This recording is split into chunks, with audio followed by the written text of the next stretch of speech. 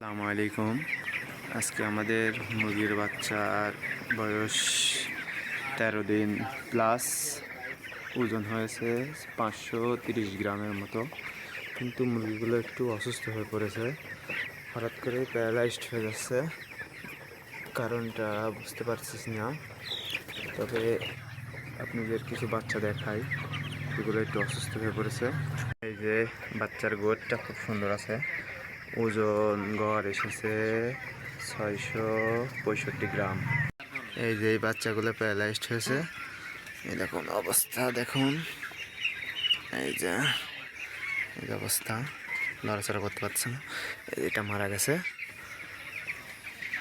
এই ওষুধগুলো এনেছি আজকে, ওষুধগুলো আমাদেরকে খাওয়াতে হবে পানির সাথে মিক্স করে। কি ফলাফল হয় কালকে আপনাদের জানানো হবে।